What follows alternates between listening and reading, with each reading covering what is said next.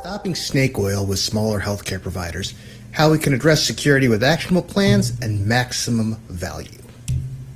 So, what's been going on? Healthcare has been the most affected industry by ransomware, data breaches, and hacks. I take a look on the news every week. There's yet another provider that's been hacked. In a lot of cases, providers have had to shut down, and patients were not even able to get hold of their medical records. And so what we've noticed in our work is the guidance provided to many providers has not addressed what organizations actually need to do to protect their patients and themselves. There hasn't been that specific list and tool set they can use. So why are we here? There have been a lot of snake oil companies out there that have only provided risk assessments that cost a lot of these smaller providers tens of thousands of dollars and don't deliver anything of value. And worse, taking money out of the risk management plans, aka negative value. We want to change that equation. We want to provide maximum value and immediate returns and help these smaller organizations spend their scarce resources more wisely and give them something they can use as a baseline. Why am I here? Because we're sick and tired of hearing about this. I've been in healthcare InfoSec since 1998. How I got started in this industry was because I got rid of one of these people. And I repeated it at two larger organizations. And part of the reason why I'm a CISO is because I helped get rid of snake oil providers at several organizations. So what I have today is 22 years of experience in a shortened format designed to give an understanding of our challenges and, more importantly, what we can do to fight back. And just an FYI, you're going to see a lot of text here, and you're not going to see as many memes from me as you normally do. Why? Because I want to give people viewing this presentation or people that download these slides something they can print out and put on their desk without worrying about if picture of Tiger King offends somebody. So what assumptions are we making? We're going to make 5. First, we're going to be talking about small medical offices or critical access hospitals. Second, that the person in charge of risk management plans not going to know computers well. They don't need to, they don't have to. And we're going to have computers accessing a lot of on-site and off-site resources with a lot of applications, all with different usernames and passwords. And more importantly, no one has 100% of a clue as to what is going on, much like the old parable of the 3 blind men and the elephants. So what's our agenda today? We're going to talk about risk assessments, and there is a tool download. We have a quantitative risk assessment tool we developed in Excel that we're going to make sure you can download along with this. We're going to talk about how to use that to develop the risk management plan that you need. We're going to talk about policies and procedures and how to develop them and what you actually need. We're also going to talk about physical security. Then we're going to talk about the Healthcare ISAC and the Health Sector Coordinating Council, who they are, and what resources they have that can help you. We're going to talk about electronic medical record systems, what to do to maintain them and why, password managers, PCI DSS, aka Payment Card Industry Data Security Standards, and why keeping up here is important, firewalls, VPNs, and how not to make them your worst enemy. We're also going to talk about the zettabyte file system and why you need this for local file storage and why that's very important, and also cloud-based backups, aka a good defense against ransomware, and our friends at Samba, why this works for authentication, endpoint detection and response, why this instead of antivirus, flash drive encryption, good encrypted email, good two-factor authentication, our friends at CT Update with the WSUS offline update, or as we put it, a friend to BYOD and a friend to data caps. How to handle vendor management with, again, a free tool download from us and a callback policy on cashback or wire transfers. And we're going to sum up with training that doesn't suck, which is a lot harder than it sounds, always having someone to call, and of course, thanking you for your time and the opportunity to speak with you today. So, risk assessments. First things first, we always advocate doing these internally with a little bit of outside help instead of just having one done by an outside firm. Reason why is you need to know your business well and know where your holes are. And the most critical part we found is to be honest about your compliance status. Truth is, if you're not, you're going to get in trouble with the OCR, aka the Office for Civil Rights from the Department of Health and Human Services, and now your insurance company if you're not. And this is not a death sentence. This is not an IRS audit. The goal is to improve. And I've even had conversations with OCR about that. And more importantly, the other reason you want to do it internally is because no one's going to tell an outsider where the security holes are or where they think their issues are. Why? Because people think outsider, they think an auditor. And if you bring in an outsider, people are going to clam up and not say anything. This is no knock on the big firms I've worked with, but outsiders don't get answers, insiders do. That's why you do it internally. Because if you don't know where your problems are, you're not being honest with yourself, and you're not leading to something that can help develop a good risk management plan. Also, we do it quantitatively. The reason why is because we have to prioritize how we address risks. So part of our tool download is we put one together that was based on the CMS Systems Readiness Assessment tool that does risk evaluation based upon factors of likelihood, impact, velocity, potential income loss, and reputational impact. And what you end up with is, for each of your risks, a score.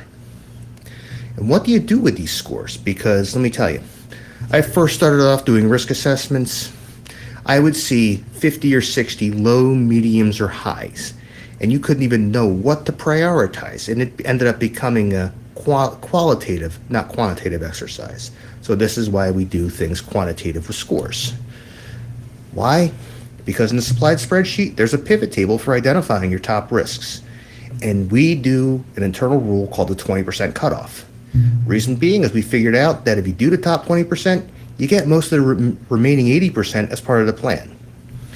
And what you do, you don't have to be technical. You develop a set of methods and processes to address them as part of a plan. And you always have to include your communication plan. This has been the greatest failing I've found in information security when you try to address risk. You have to go out, you have to talk to people, and you have to do this over and over and over and over again and be able to give a presentation. And with my team, we call it the 30-second rule. If you can't explain it in 30 seconds and tie it back to the mission and values of the organization and talk about how it benefits the organization, you really shouldn't be doing it. So we have to get down to that level with our communication plans and talk about why this is important. And most importantly, assign accountable parties to make sure things get followed up on, and keep following up and documenting. Keep a spreadsheet. Even the most non-technical in the person in the world can use Microsoft Excel or LibreOffice, your choice. So brings us to our policies and procedures. And you need to have these because they're required by the Health Insurance Portability and Accountability Act, better known as HIPAA. No two Ps. And you should have these by identified risk and develop and release them in that order. Because if you try and do this all at once and you don't do it as part of your overall plan or with a communication plan, no one's going to follow them. People are going to go, well, why am I doing this policy? Why do I care? Unless you tie it back to identified risks with a good communication plan, a policy ultimately means nothing. So we actually recommend the policy template provided by the Department of Health and Human Services, and we provide the link for you right here. So bring up physical security as well, and this is something I've found from numerous risk assessments I've done. A lot of organizations treat building management separate from the enterprise, aka I've had enough conversations with executives where I have been told, we think physical security is out of scope. Well, guess what? We have an opioid crisis. It is. Also, what we found with physical security and building management is the equipment lives on much longer life cycles. That means while we've done a great job with our desktops and EMRs, we have a lot of unpatched machines with network access running older Windows versions that are running our physical infrastructure. And realistically, that Amiga 2000 that was running the HVAC for a school district in Michigan was more secure because it didn't have internet access. Yeah, you could dial in, but it was more secure than being able to remote in off the internet and being able to change change a building's environmentals. I mean, come on now, Cult of the Dead Cow did that 25 years ago. We should be guarding against that. So anything with a network connection that protects data or protects an environment is now in scope. A lot of executives, again, when I first started off in this business, tried to restrict strict scope to just the EMR, but a good risk assessment showed that physical security really was in scope. So you have to include these in your risk assessments and protect adequately. Because again, everything's a whole, and we should have learned our lesson from CDC when they did this. So brings us to a couple organizations that can help out smaller organizations, which are the Healthcare ISAC and the Health Sector Coordinating Council. Put their links up here for you. They provide excellent content, mailing lists, and threat intelligence for healthcare organizations. And Healthcare ISAC has actually some very reasonable pricing now for smaller organizations.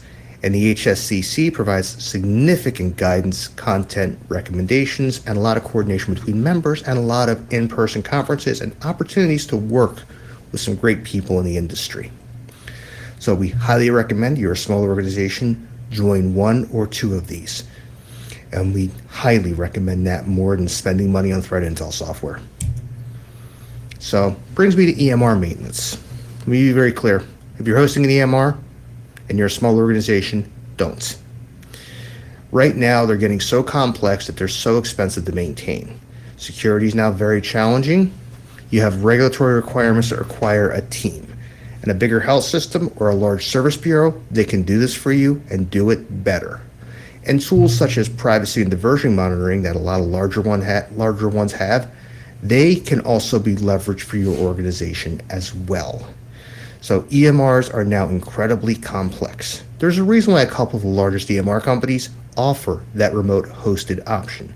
That's the way of the future, because doing it on your own is an incredibly complex task. And brings me to password managers. I've worked in a lot of industries, mostly healthcare, mostly defense, however. No other industry I've worked in has had an emphasis on having numerous incompatible logins. DoD went through this about 15 years ago. And DoD got themselves mostly cleaned up. Healthcare hasn't. Why? Because healthcare has all these different applications, and when you talk to the vendors about federation or single sign-on, they look at you like a dog looking at a card trick. What are you talking about? What are you talking about? I actually have to do this? What, SAML? I wish I was kidding. So this means you've got to get very good with password managers and make sure your team knows how to use them. Even the one in Google Chrome is a significant improvement over what we have now, and is now an absolute must for your team members to have. And again, when most of the applications that we have in healthcare can actually use Google Chrome, it'll be a great benefit. You still have a significant amount running on Internet Explorer, which has been replaced, what, twice now? So, brings me to another point here. Brings me over to payment card industry data security standards. Very few people pay cash for the doctor anymore. Maybe in some more rural areas or with, quite frankly, the Amish, they'll pay cash, but very few other people will. So many of the credit card machines in your doctor's office have not kept up with the times because people think PCI compliance is one and done. So big hint for you, it isn't. And that PCI compliant device that's PCI 2.0 compliant doesn't take chip cards. And one of the areas where you're going to find is customer demand. People want their credit cards to work like they do at Walmart or CVS. And I've actually heard customer complaints about this. They want the Walmart experience. They want the CVS experience. They want their chip card working, and they really care about credit card security. So what you want to do is talk to your bank, talk to your app vendors, get the latest point-to-point encryption devices in your practice. Literally, they will give them to you. However, you need to have someone that just goes around, checks the device quarterly, and makes sure they stay updated. That way you can actually have some reasonable degree of PCI compliance. And also, if you get P2P, that means you take your network pretty much out of scope for anything you do with PCI compliance. And more importantly, You protect your patient's credit cards. Because you want to violate someone's trust? Have a couple $1,000s of PC components show up on their credit card after they go to your office. We want to avoid that. Also, want to talk about patient payments. This is at the point where if you're doing this on your own, you shouldn't. Get a hold of one of the revenue cycle vendors out there to handle your payments and provide that patient portal. Don't assume that risk. Don't try and waste time trying to be PCI compliant. You also don't want to be in a position where you're writing down credit card numbers or recording them on voicemails, both of which affect your PCI compliance status. Realistically, I believe in risk transference by paying for a PCI compliant vendor is the best move an organization can make. Because again, when you think about it, you think about the little things. Somebody sees a credit card number written down and they're not exactly scrupulous, they're going to copy down that credit card number. Or they hear a voicemail because someone has a old voicemail password that is on the wall, they'll copy down the credit card number. We want to avoid credit card fraud, and this is how you do it. There's a lot of companies out there that do great work. They'll do it for you at a reasonable price and provide you something reasonably decent for PCI compliance. And this is my favorite statement. I've heard this statement for the past 20 years, but we have a firewall. Truth is, with a lot of ransomware attacks that have been happening, you open up port 3389, aka remote desktop, you might as well not have a firewall. And if you didn't patch it, you might as well not have one. So one of the most important lessons we learned over the past year is that remote access is a huge target. And there's actually been numerous successful attacks on both remote desktop and unpatched VPN software. And again, what we talk to our customers about continually is that same appliance that worked 5 years ago is not effective against modern threats. So this got exacerbated in a number of organizations when people realized, hey, guess what? I'm working from home, my spouse is working from home, and my kids are doing e-learning, and that router I got 5 years ago for wireless that I haven't changed, guess what? It's dying. Same thing happens with a lot of modern offices. As we switched to remote, we killed remote access. And the only people that really benefited from this were the companies reselling all the new equipment to people because the old stuff just didn't work. I'll be very clear about something else. Straight remote desktop is not effective. You will get owned. Bluekeep or not, you will get owned. So don't use it. You've got your RDS gateways, good solution. You've got OpenVPN on pfSense on that Core 2 Duo from 2006. That's going to do a better job than most of your appliances. Even Google Remote Desktop protects you better. That's got two-factor. And if you run RDP or old VPN, we learned a very important lesson with COVID. Say hello to ransomware because guess what? You're going to get it. So, brings me to another point here. One of my areas of focus over the past few years of my research has been HIPAA, aka confidentiality, integrity, and availability of data. So what have we done a lot of over the past year? Confidentiality and availability. Why? Because we need to securely get access to equipment. We need to be able to do our jobs remotely. And a lot of people have assumed integrity comes with the use of secure transport protocols like TLS. Well, that's not really the case. We also have to worry about integrity. Why? I'm going to go into a real use case I got from work. We have patients that need 30 to 40 years of medical records. Normally, we talk about people needing 10 years, and most of the regulations out there talk about, oh, you need to keep them as much as clinically effective. Well, when somebody gets pediatric craniofacial surgery to affect the shape of their skull, guess what? You need to keep 40 years of medical records around.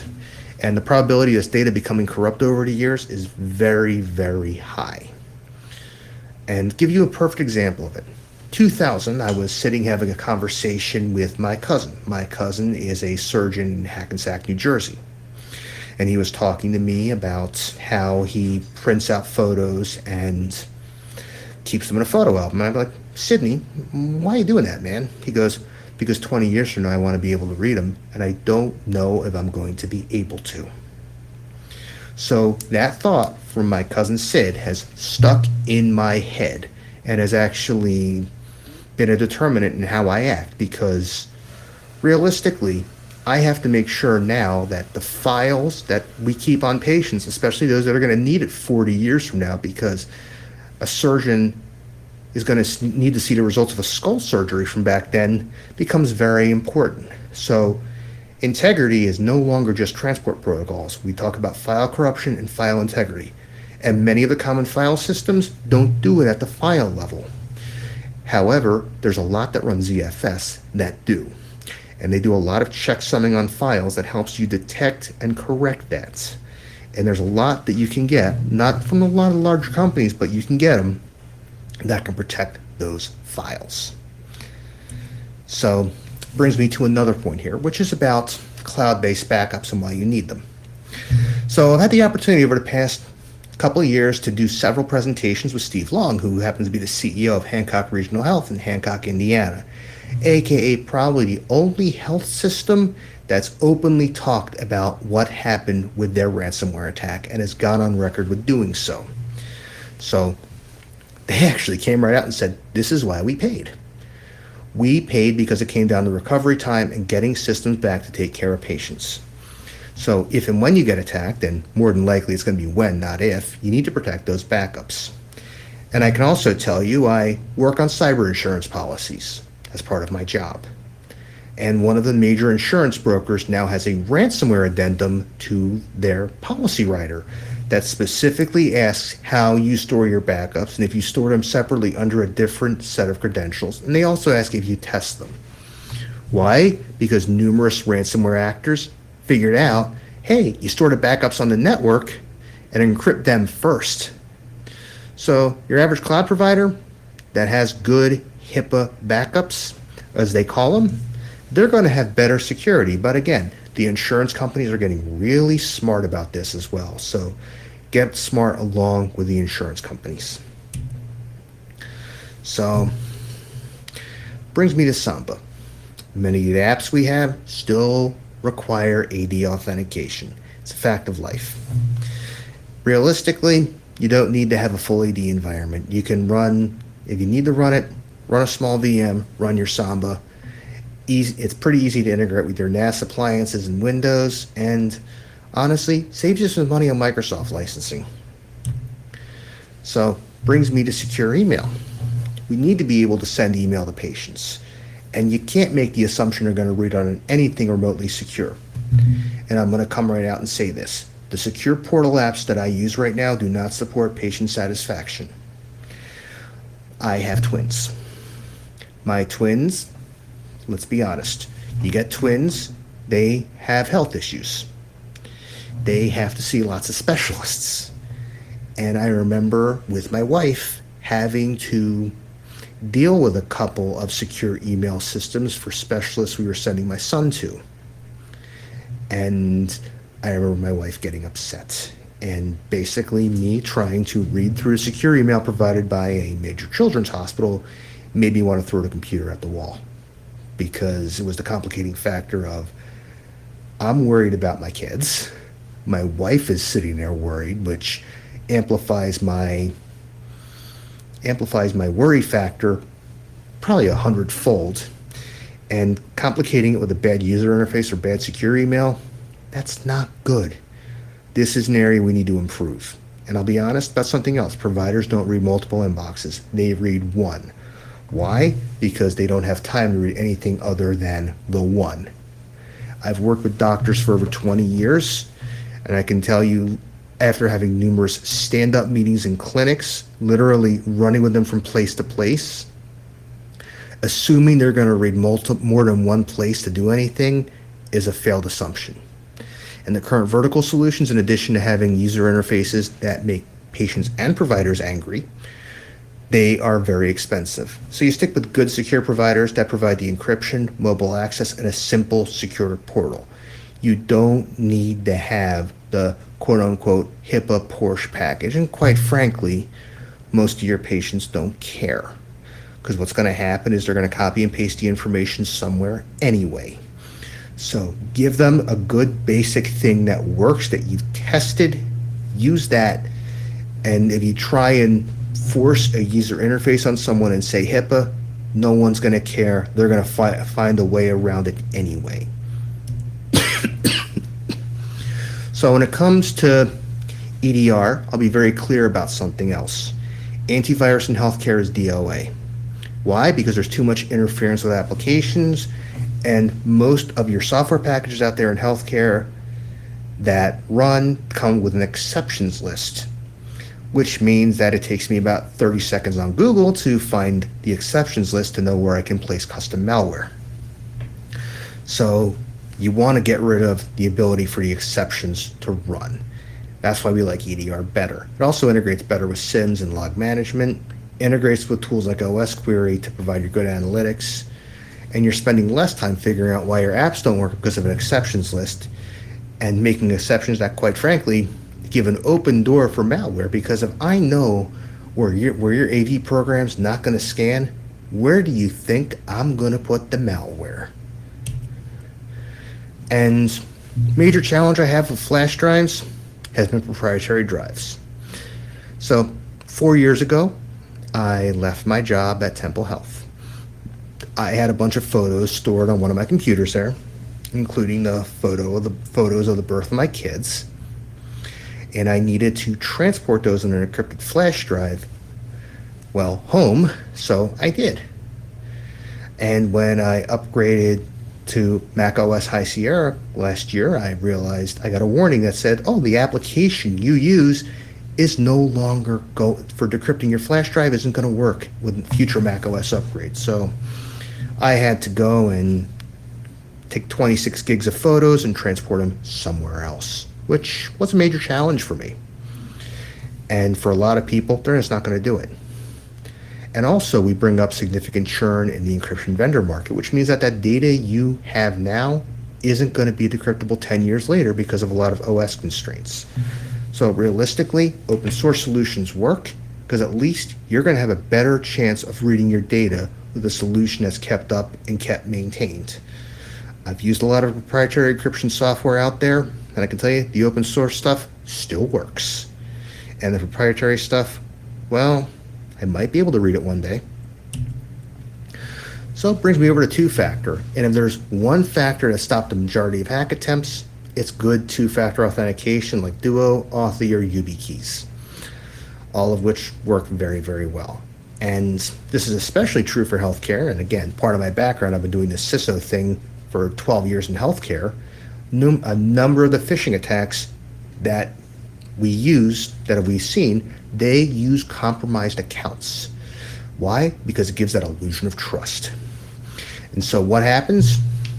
The attacks that I've seen, very specifically, somebody gets a hold of compromised credentials from another health system, they spam every health system account they got. And they do it via the secured email system, so it bypasses your anti-spam protection and, quite frankly, bypasses your email border gateways because it'll literally drop it in right at the internal mail gateways, which is not good because it means you've bypassed a whole bunch of protection.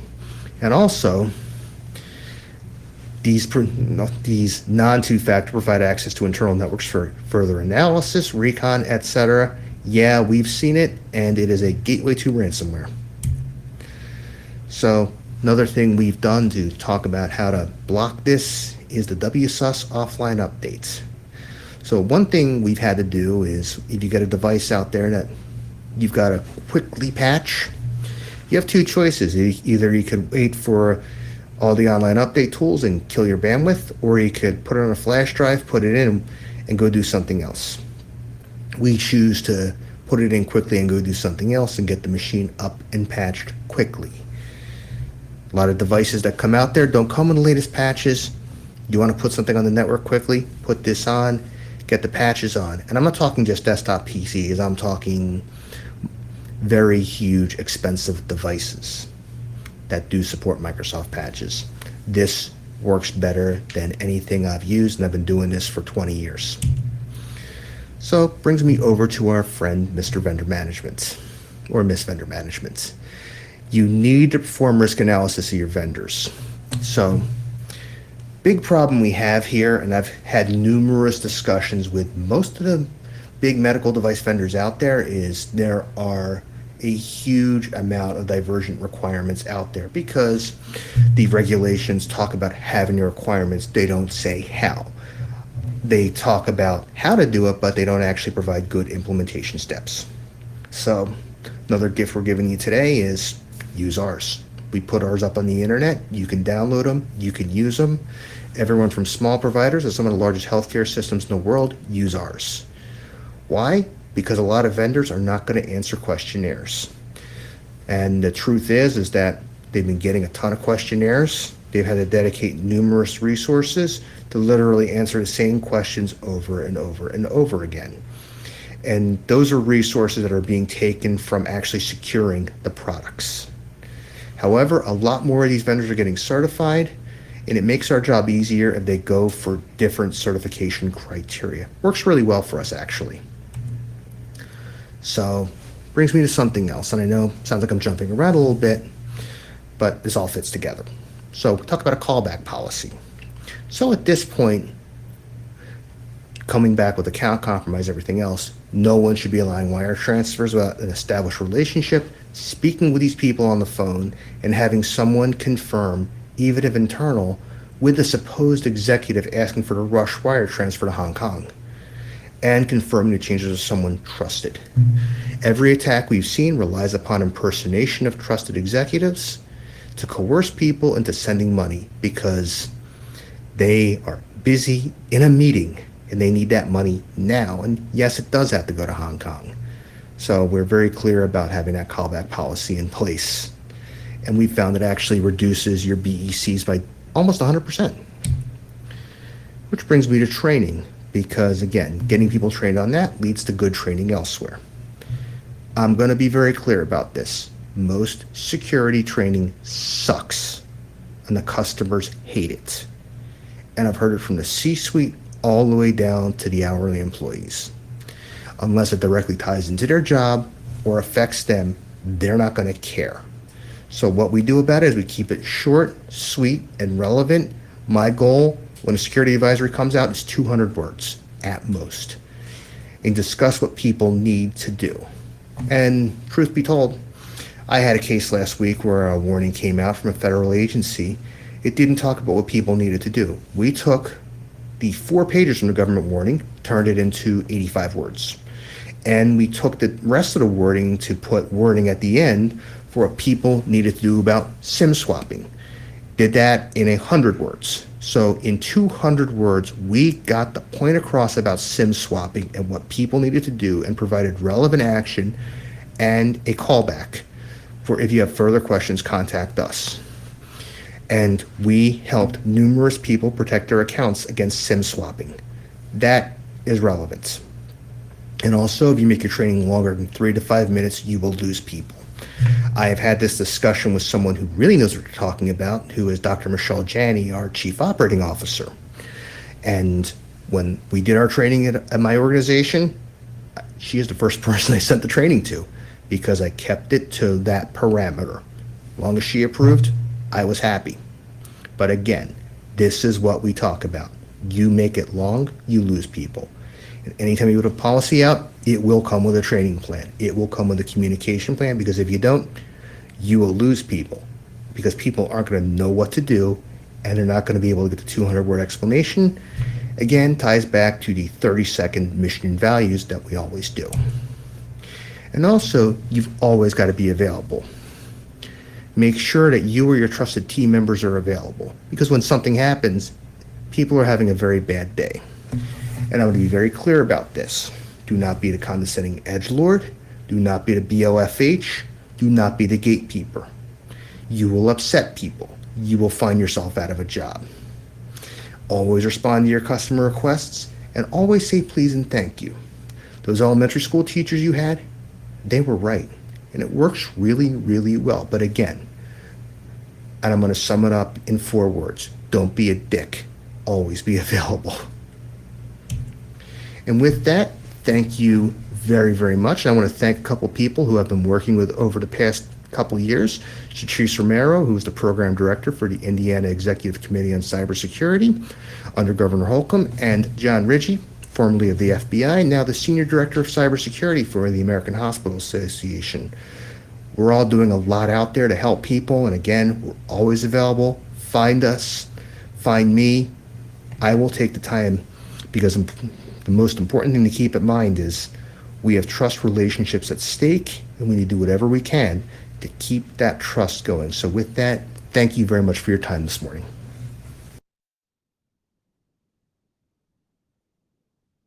Thank you. Good afternoon.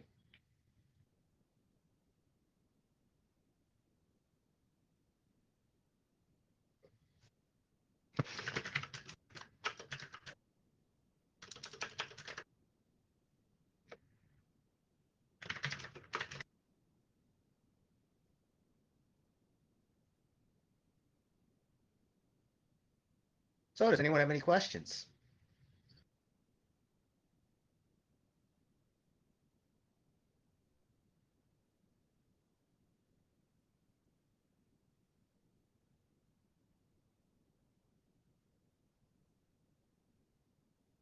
So, I just got one from Seth. When is the book coming up? I'll put the link in there. Put the link in here. I just actually had a book come out not so long ago. So, I can get that really quickly for you. Memorize what it says.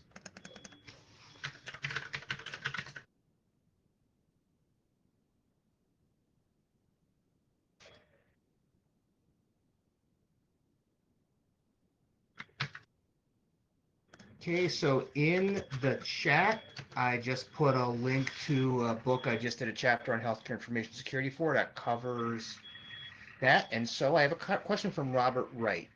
And that question is, what are some warning signs that you may have snake oil in your mist? And the biggest answer I can give you is if someone says they can try and solve all your problems for you instantly, that's how you know you've got snake oil.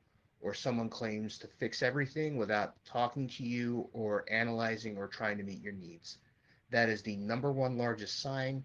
I'd say about 80% of the cases that seems to be the most effective.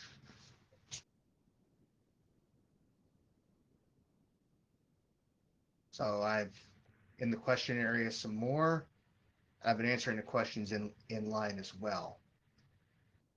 So Peter Salas asked a question: does HIPAA have a set of standards that drive configuration baselines for the different health industries?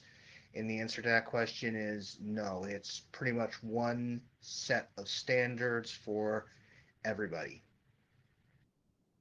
And for David Bobrovsky, who asked a question, how do you get around antivirus requirements out of things such as DISA-STIGs that require it instead of an EDR that provides more value, exceptions to baselines? What have you seen as successful methods for this shift?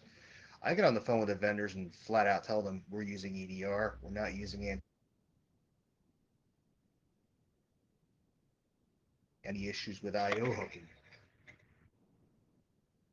So the answer to there and the Excel tool, Fahima, I see you in chat there. Famida, I'm sorry, is I did give them the link. It should be posted along with the presentation page. If not, I will tweet a link to it very soon. So just looking for any other questions here, and I don't see any that I haven't answered.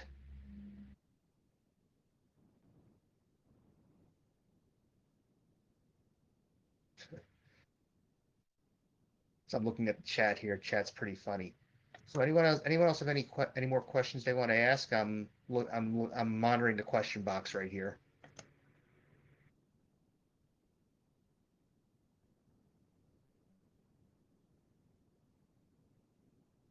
Okay, so Stephanie Domas, last question. What is the correct balance between process, people, and tools in cybersecurity? Your topic approaches cleaning up snake oil. This likely applies mostly to tools. Any wording of the right balance between the three? I often see more of an emphasis on tools than the other two. And my emphasis, this is always universal. Always start with a good risk assessment, and any tool you get has to come with a plan for people and processes to maintain it. So, Eric Van Houten, what are aspects of clinical applications that you look for during purchase decisions from a security point of view? Answer there is I want to make sure that the vendor has a commitment to address vulnerabilities, that they have an emphasis on staying current, and most importantly, that they keep the lines of communication open in case there are issues. Thank you very much. I'll stick around in the chat box to answer more questions.